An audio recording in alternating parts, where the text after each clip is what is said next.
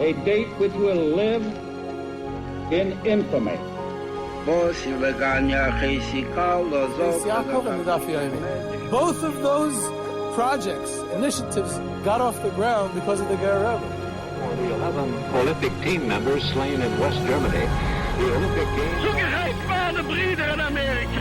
Schon 1000 Shabbos, es ist getan. Out of the 24 who were killed were Americans who had come to learn in Hebron. I say 1 million Jewish children who were made to be cut loose.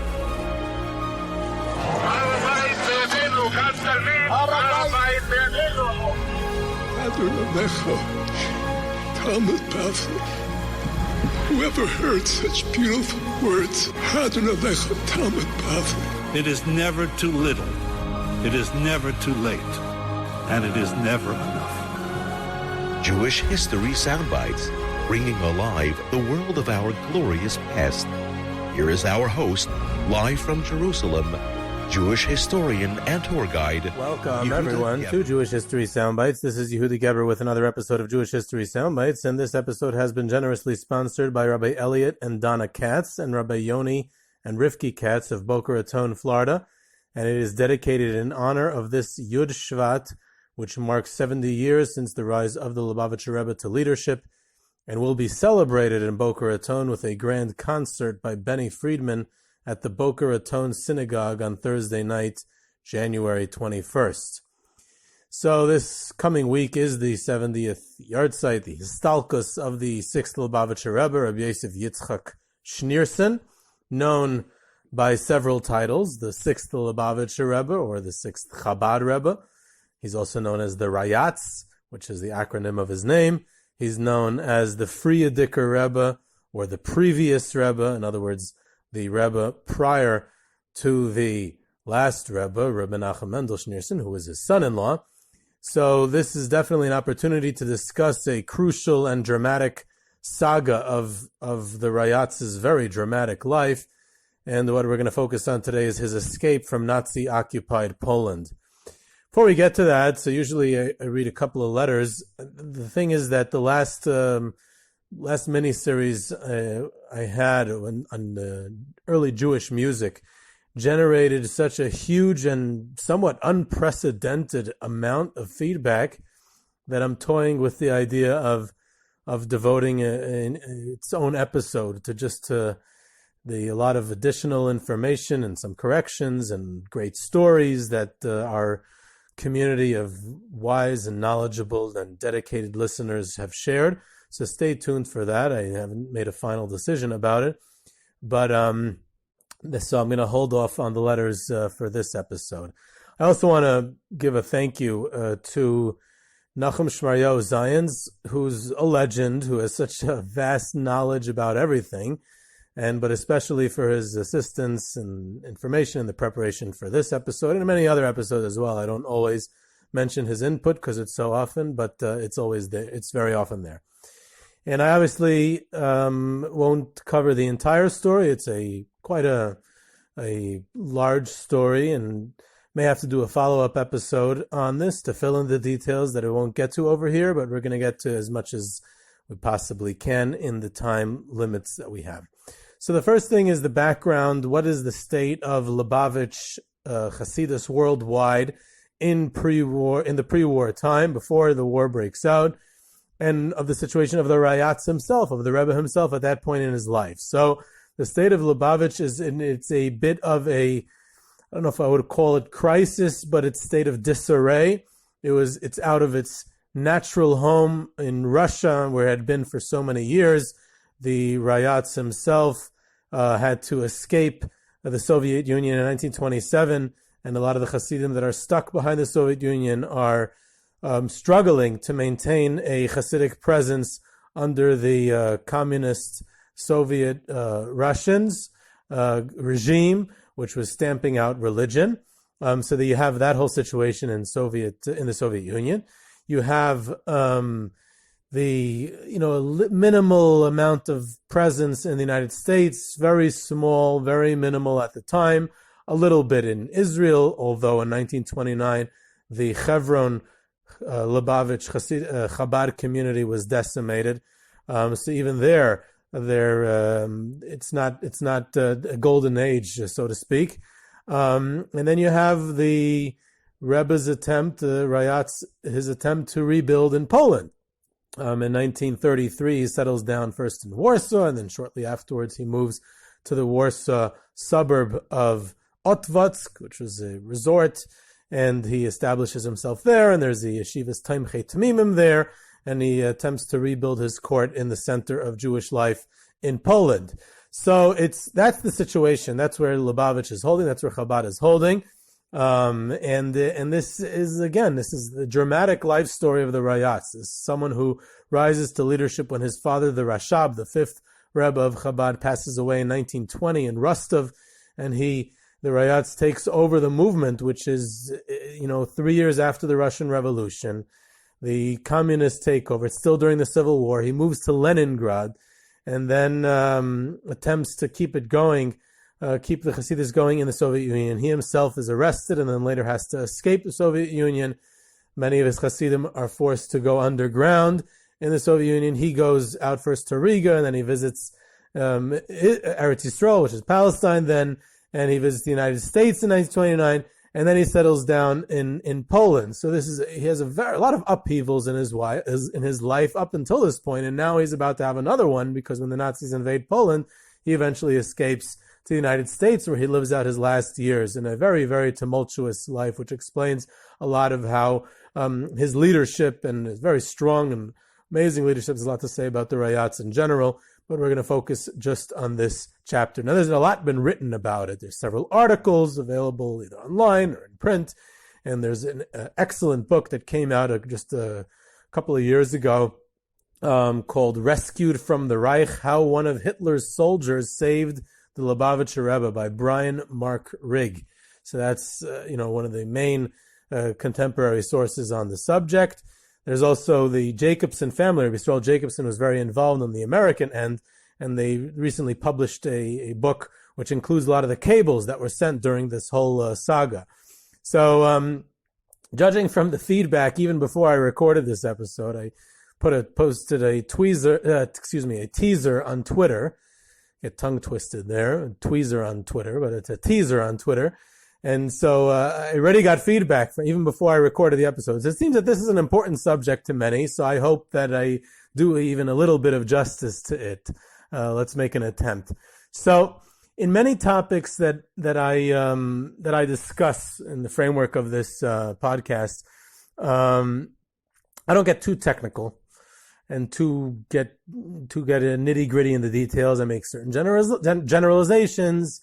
And that's because I don't want to bore the audience, and it's often not so relevant to explore the different technicalities, and most of all because very often I'm trying to cover up my own ignorance of the intricate details of the given subject, so I will, zoom out. However, with things that are related to World War II and the Holocaust, I very often get annoyingly technical and obsess with detail accuracy and of correct term usage and dates, because I feel it's important and it prevents misunderstandings and misconceptions which have crept into various narratives over the years. So please bear with me as I nitpick this narrative as well. So I want to make right at the outset, a clarification of certain terms.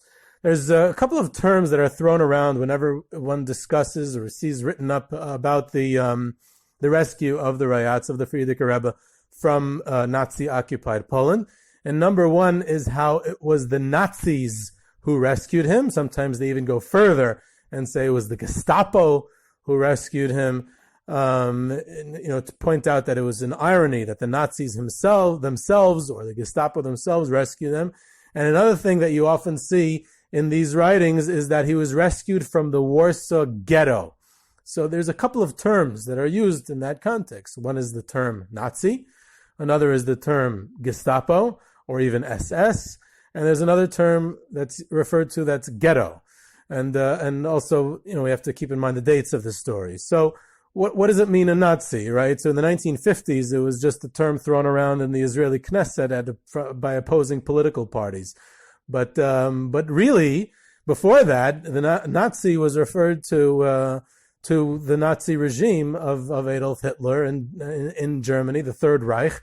But specifically, it was, if you're referring to an individual, so you could say that people worked for the Nazi regime or supported their policies or, believed in it or anti-Semitic or whatever, or perpetrated crimes under the Nazi regime. And if you want to get really, really technical, though, someone who is, as an individual, is a Nazi, that would seem to mean that they're a member of the Nazi party, not just working for the Nazis or perpetrating crimes on their behalf. And especially if we refer to someone as a member of the Gestapo. So the Gestapo is a specific branch of the Nazi regime's police, and they would have to be a member of that Gestapo in order to be labeled as such. Why is that so important? Because there's very different branches in Nazi Germany. There's the Gestapo, there's the SS, there's the military, there's civilian organizations, there's the police force, there's the government, there's all kinds of things, and they're very often at odds with each other. Not necessarily are any of them big tzaddikim. That's not the point I'm trying to make. It's just to make these distinctions because it's important to understand the context. That's number one, which I'm going to get back to, because it was not a Nazi per se, or it was definitely not a Gestapo people who rescued the Rebbe.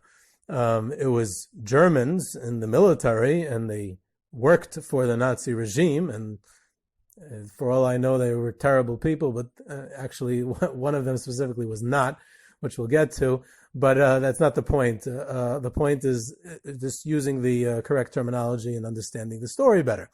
Now, the second and more important thing is that he rescued from the Warsaw Ghetto. So what is a ghetto?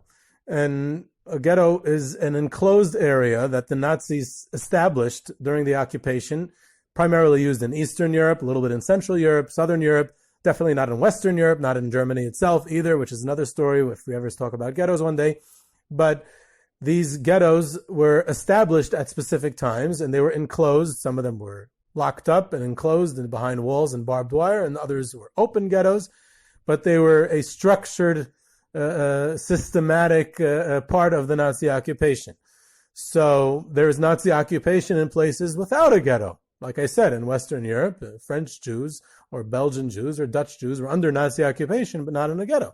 So the same thing in Eastern Europe, until a physical ghetto was actually established. So the Jews, they were under Nazi occupation, but they were not in a ghetto. So in the case of Warsaw, where we're talking about, the ghetto is established in November of 1940, right? If we remember, the Nazis invaded in September of 1939. So over a year later, the ghetto is established and it's sealed. It's a closed ghetto, and a brick wall is with guards at the armed guards at the entrances and exits to the ghetto. So that takes place in November 1940, over a year later. So during that first over a year, there's Nazi occupation of Warsaw, of Poland, without a ghetto. When the Rebbe is rescued, which is the end of 1939, there is no Warsaw Ghetto. It's almost a year before there was any ghetto. So he was not rescued from the Warsaw Ghetto. He was rescued from Warsaw. What's the difference? Who cares?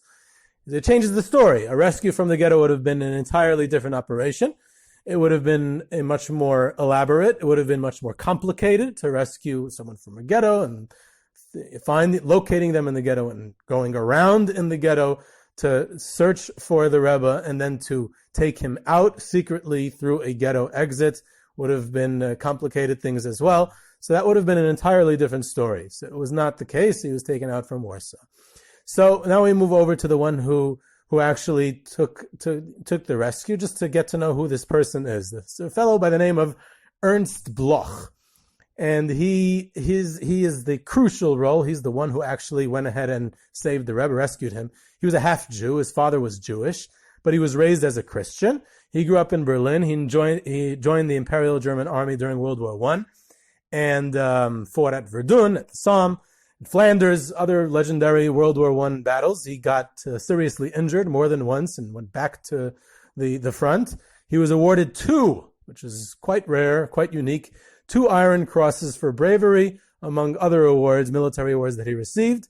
After the war, he went to university. He got a doctorate in economics, and he remained an officer in the German army, in the Reichswehr. That's what it was called during the Weimar Republic. He marries a Christian. He did not consider himself Jewish.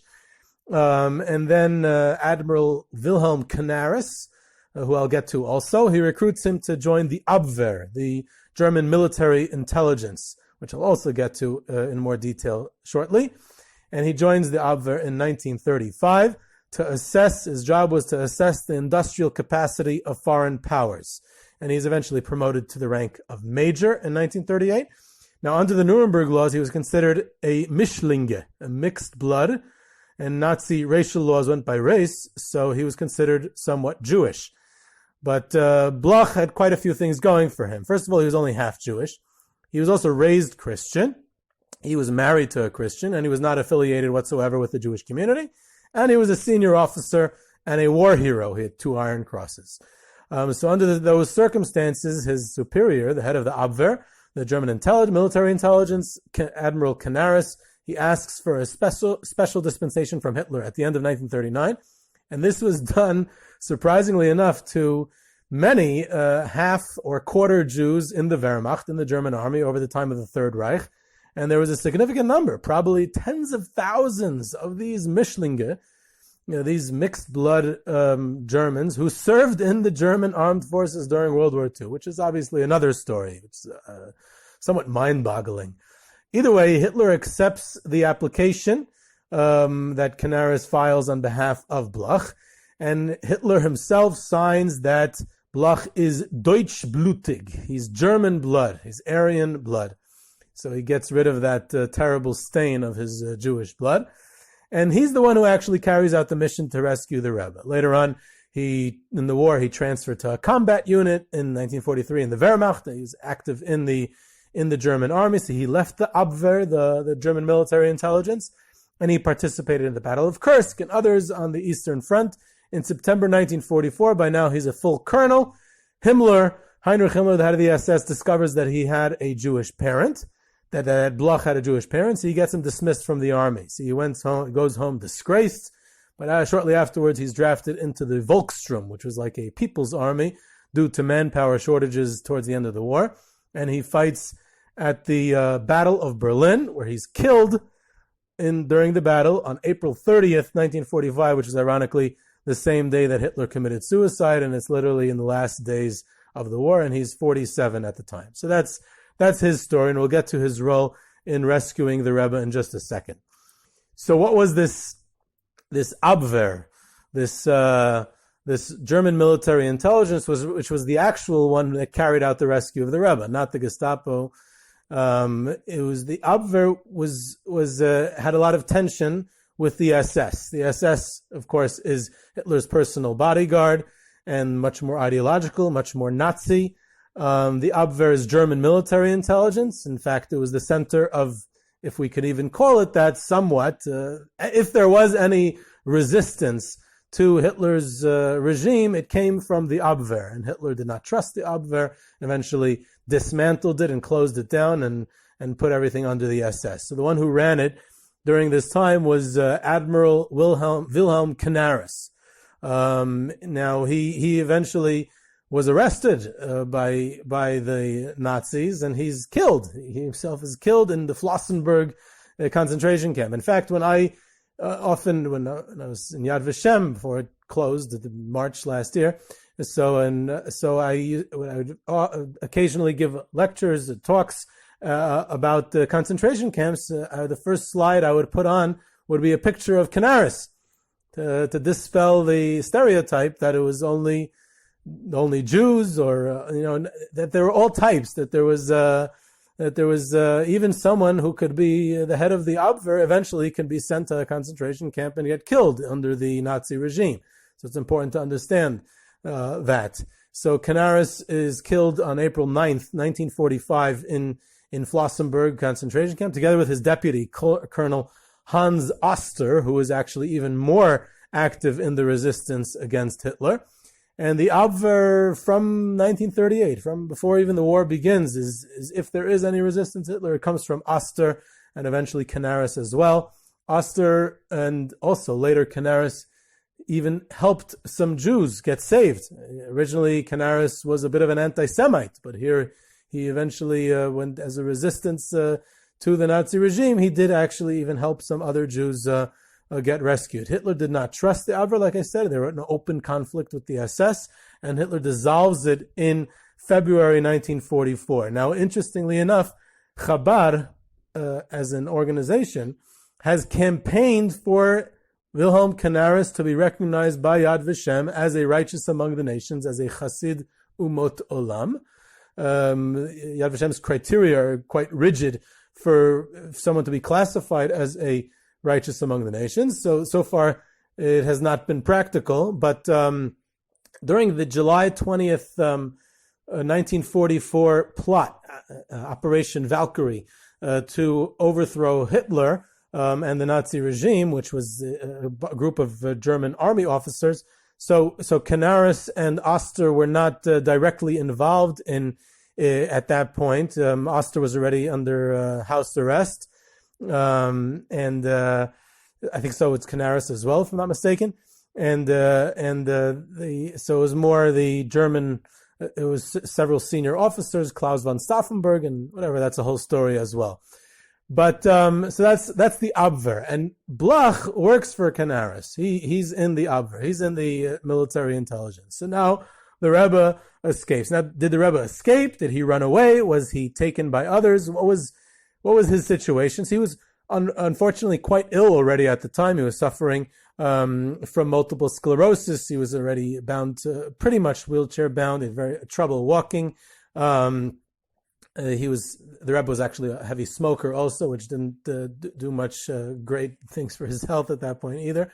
So he had an entourage. He was taken around, and this was orchestrated in order to be able to rescue the Rebbe. So at the beginning of the invasion from Poland, the Rayatz, the Friedecker Rebbe, he escapes from Otwocz to Warsaw. So he comes to the city, which, Otwocz was a suburb, wasn't that far during the first days, and he goes into hiding during the Battle of Warsaw. It's funny, one of the articles I saw, you see how these inaccuracies creep into the articles. One of the articles I saw, I'm going to quote from it to see if our intelligent listeners can pick up on the internal contradiction in this sentence about the Rebbe's escape.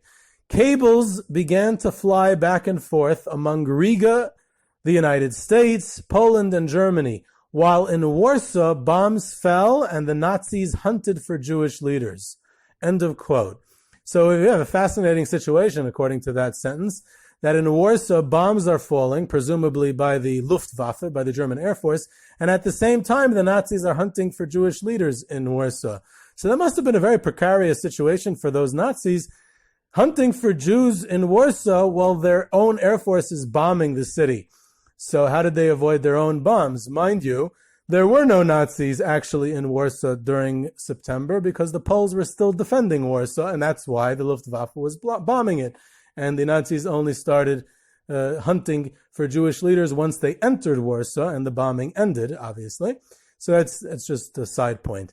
Either way, just to review the dates a bit, September 1st, 1939, the invasion of Poland begins. September 17th, 2.5 weeks later, the Soviet Union invades eastern Poland as part of the Molotov-Ribbentrop non-aggression pact.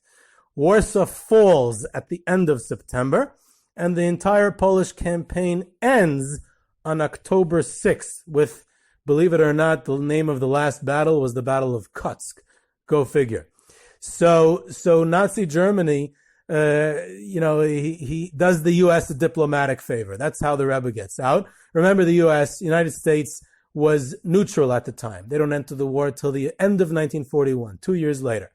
And von Ribbentrop, the German foreign minister, the Nazi foreign minister, was trying to keep good relations with Cordell Hull, the United States Secretary of State. So they're willing to do a favor. So here we enter another hero to the story, a fellow by the name of Rabbi Mordechai Dubin. Amazing person. He was a politician, he was an activist, he was a Chabad Chassid, but he was also active in Agudas Yisrael, which was a rather unique situation because the Lubavitch Rebbe was not officially affiliated with Agudas Yisrael. So here he lives in Riga. He lived in Riga his entire life. He was an Agudas Yisrael representative to the Latvian parliament. and he's close with the ruling party in Latvia. And he was instrumental in getting the Rayatz released from the Soviet Union, from Soviet Russia to Riga in 1927. So he had already rescued the Rebbe once. So then he's heavily involved for the second time in getting him out of Poland under Nazi occupation, again, to get him to Riga.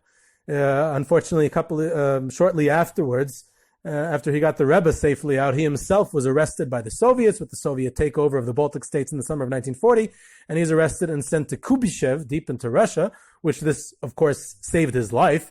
The rest of his family and Riga Jewry were completely decimated and exterminated by the Nazis after their invasion. Riga actually was one of the most hard-hit cities of the entire Holocaust. There's almost no survivors of Riga. Reb David Wasserman, interestingly enough, the son of Reb Elchanan Wasserman, it was a rare exception. He was a survivor from Riga. The Rumbala Forest Massacre was the brutal massacre of murder of Riga Jewry. The famous Jewish historian Shimon Dubnov was one of the ones killed in Riga during the Holocaust. Either way, so Dubin, or Mordechai Dubin, was he was under Russian arrest, Soviet arrest, and he himself passed away sometime in the 1950s, still under Soviet control. A very sad ending to a great man. That's on the Latvian end. On the American end, so there's a small community of in the United States of the Lubavitch Rebbe's Chassidim, of the Rayatz's followers, and they start to lobby the U.S. government. Rabbi Stroll Jacobson, who was one of the most prominent of that small community of Lubavitcher Hasidim at the time, and he's residing in the United States, and he hires a lobbyist named Max Roed to lobby the United States government officials for his release throughout the whole campaign. There's through the whole of September, during the first month of the invasion, there's cables flying back and forth to locate the Rebbe. Where is he? To try to rescue him. It's this huge campaign in the corridors of power in the U.S. There's senators involved and representatives and all kinds of officials in the executive branch. They get Justice Louis Brandeis, the Jewish member of the Supreme Court, him involved as well, and many other government and State Department officials. It turns out that there was a diplomat in the State Department named Robert Pell, who had become friendly with a German diplomat named Helmut Voltat. And they had met at the Evian Conference on Refugees earlier in July 1938, which is also another whole story, also a tragic story. And Voltat had informed this Mr. Robert Pell, he had informed him at the time that if the U.S. needs anything specific or a special diplomatic favor, then he should feel free to contact him. Again, remember that the Nazi government is trying to curry favor with the United States at the time, so they should remain, this industrial giant should remain neutral for as long as possible. So Cordell Hull, the Secretary of State, authorizes Pell to contact Voltat for this rescue mission. The Roosevelt administration essentially wanted to toss the Jewish community in the United States a bone, that they're, as if it were, doing something on behalf of the beleaguered Jews of Europe.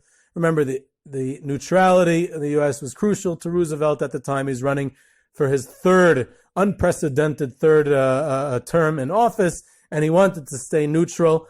A lot of pressure at home. So here, and the Jewish community, of course, wanted them to get involved and to accept more refugees and to pressure the Nazi government and all those kind of stuff. So here, we're throwing the Jewish community a bone. The bone was the Rayatz. We're getting the Rayatz. We're getting a great, tremendous Jewish leader out. At the same time, the Nazi government wanted to toss a bone to the U.S. government to maintain good relations with them. And that bone, again, was the Rayatz. So his rescue becomes this huge international diplomatic priority.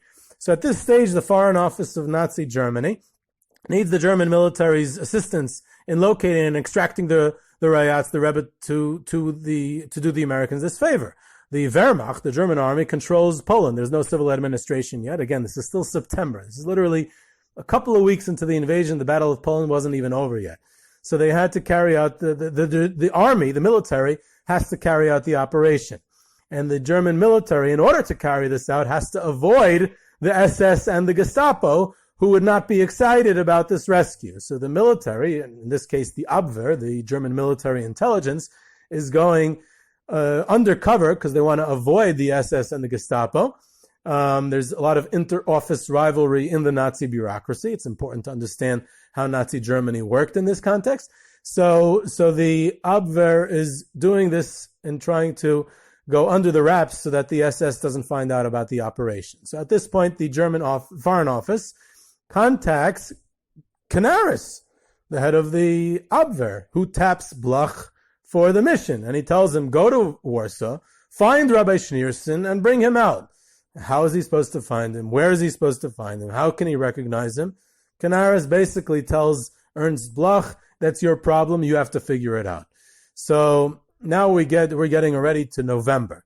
In November 1939, Bloch arrives in Warsaw and he starts to search for the Rayatz, for the Lubavitch Rebbe. And he can't find him. Surprisingly, he can't find him. The address that he's given wasn't relevant. It had been destroyed during a bombing. And in anyways, the Rebbe was moving from one hiding place to another. His Hasidim were trying to make sure that he wasn't found. And it didn't help that Bloch was a German officer who was searching for him. So, he was suspicious. The Rayatz was not aware of this international mission to locate and rescue him. Somehow they finally get word to the Rebbe, his Hasidim finally get word to him, that he should reach out to Bloch and expose himself. And this is something that the Rayatz and his entourage did not want to do, but they were told that this is the only way that you can get rescued. So he went out and did this, which seemed to be the craziest thing to do. And Bloch comes to the Rebbe's residence, and his staff, they arrive at the house where he and his family were staying.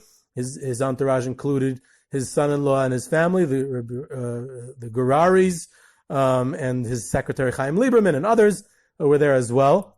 So Bloch had to do this in a smart way to avoid the SS.